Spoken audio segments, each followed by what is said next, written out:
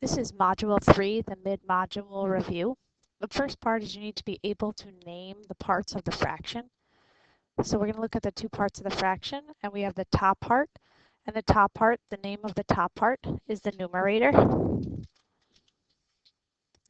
And then the name of the bottom part of the fraction is the denominator. Something that should help you a little bit to remember the difference is down is the denominator. Down below, they both start with D, is a denominator. Now we're just going to solve. And the first thing that we've talked about doing is that we should always rewrite things vertically. So we have 4/6 and 1/2, and we cannot add them together because they have different denominators. So we have to find a denominator that we can use for both. 6 is a denominator that we can use for both. So we're going to write the new fractions out of 6. This is times 1. This is times 3. So since we figured out the bottoms, we have to do the same thing to the tops, the numerators. So this is 4/6, and this is 3/6. And when we add them together, we get 7/6. We cannot leave it that way because the numerator is bigger than the denominator, so we have to say 7 divided by 6. It goes in one time. There's one left over out of 6, and this is my answer. So I'm going to circle it to make sure that the teacher knows exactly where my answer is. So next one, we're going to add 1/7 plus 1/6. And the common denominator that I find for these two is a 42.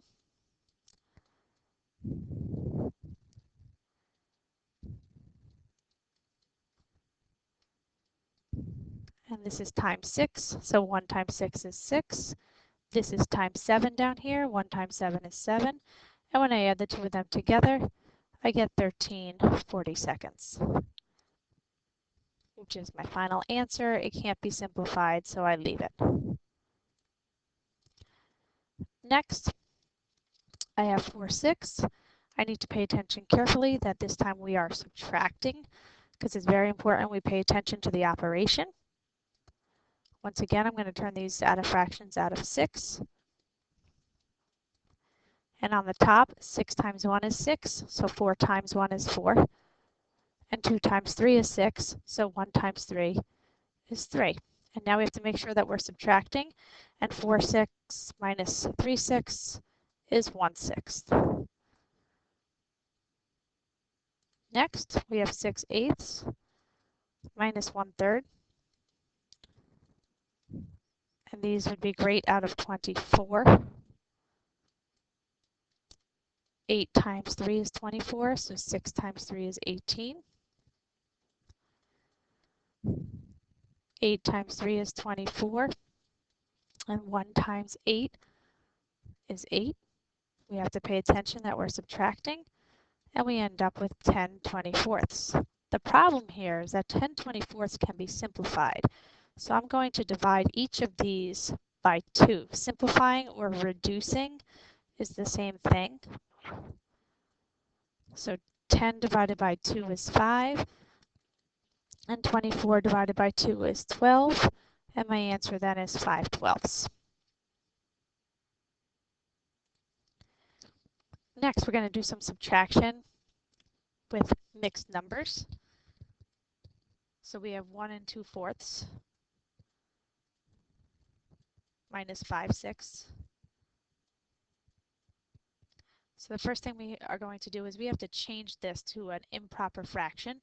So we had talked about that we're going to ask our ma for help. First we multiply, then we add.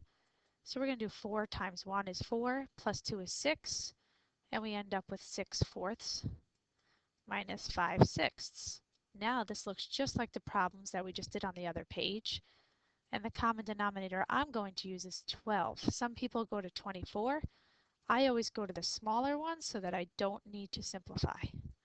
So 4 times 3 is 12, 6 times 3 is 18, 6 times 2 is 12, 5 times 2 is 10. And when we solve this, we end up with 8/12.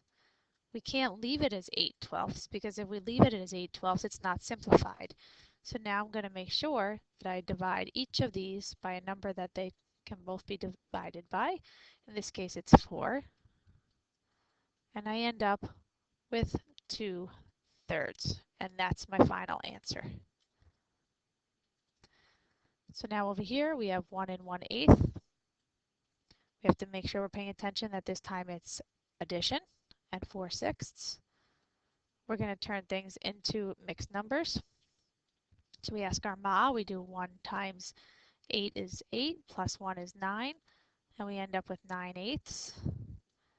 And we have 4/6. Many of you like to turn now and go to 48, but there is a smaller number, so we don't have to go to 48.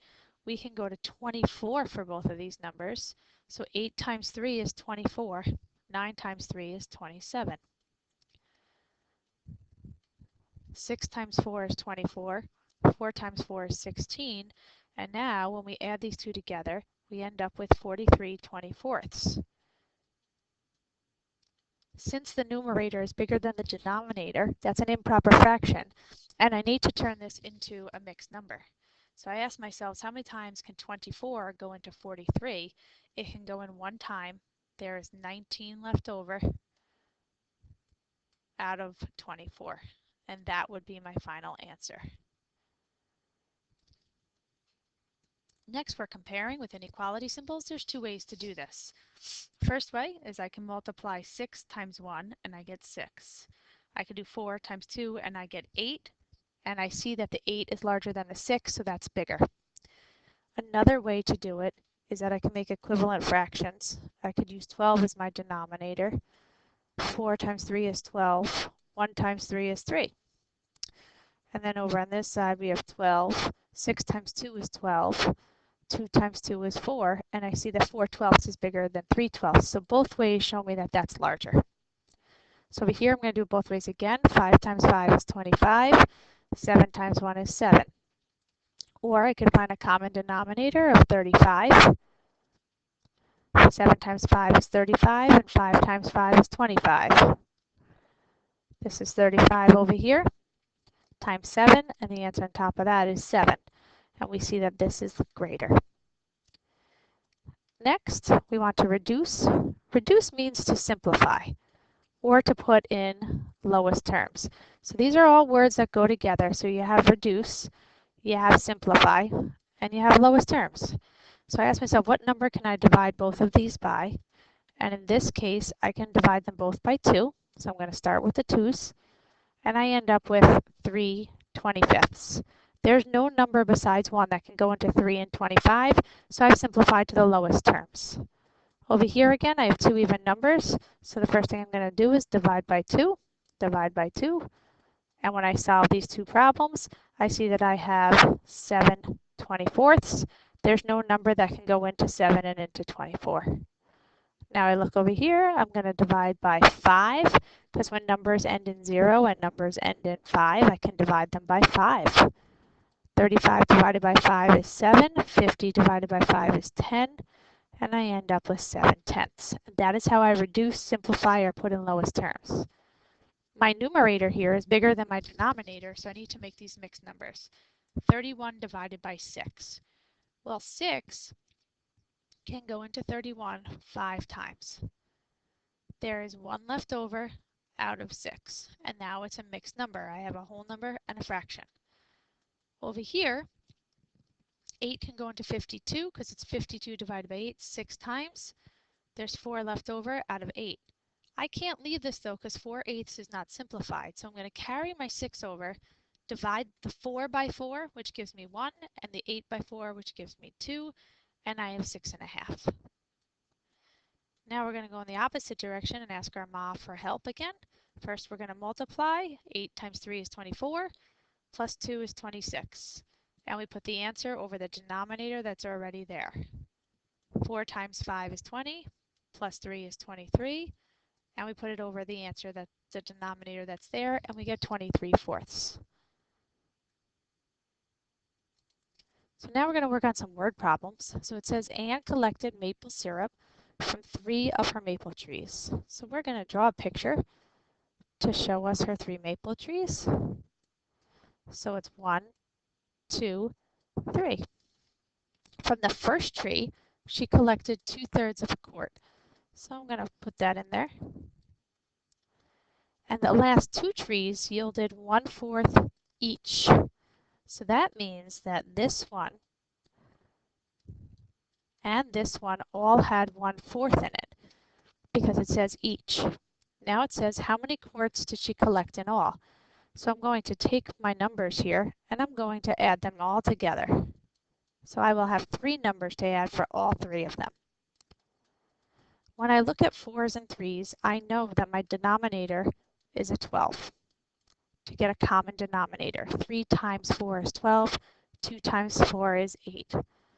And once again, we're going to go with 12. 4 times 3 is 12. 1 times 3 is 3. And that's the same fraction here, so I can write it again. When I add up 8 plus 3 plus 3, I end up with 14/12. It's improper, so I can't leave it that way. It's improper because the numerator is bigger than the denominator. So I'm going to divide. It goes in one time. I have 2/12 left. But then there's another problem. I can't leave it that way. It can be simplified. So I write the 1 again. 2 divided by 2 is 1. 12 divided by 2 is 6. And that's my final answer. I have 1 1/6 quarts of maple syrup. So I then would go right over here and I'm going to write a sentence that tells me that Anne has 1 1/6 quarts of maple syrup. Next question. It says, after using,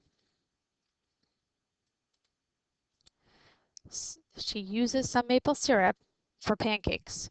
She only had 3/4 of maple syrup left. How much maple syrup did she use? So we're going to start with our picture.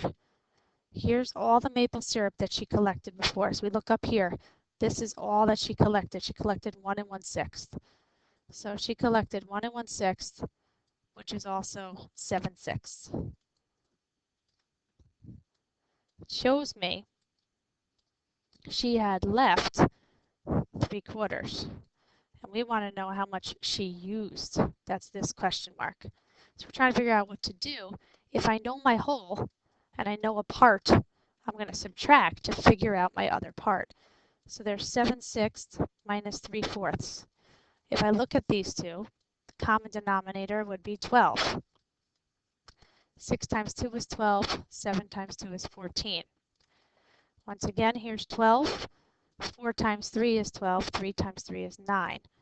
When I subtract these two, I get 5/12. And then I would write my sentence. Anne used 5/12 of a quart for her pancakes. We go on to the next page. I'm going to read through the words again. It says with the remaining 3/4 of a quart of maple syrup. So she's going to do something with this 3 quarts. This is all the 3 quarts. Anne decided to put some in jars for her friends and for school. So this is her friends, and this is for school. She gave her friends 1/6 of a quart, and she gave school 1/4. And then that there's some left over. So that tells me that I need to extend this because I need to make my picture longer. So all of this is 3/4. So what I'm going to do first is add up 1/6 and 1/4. I'm going to add the two pieces in there that I know. We're going to do this out of 12 because that's an easy number to work with. And so far, she's used up 5/12. Well, to figure out what's left, she had 3/4. So she had 3/4 and she gave away 5/12. So we need to do this out of 12 again.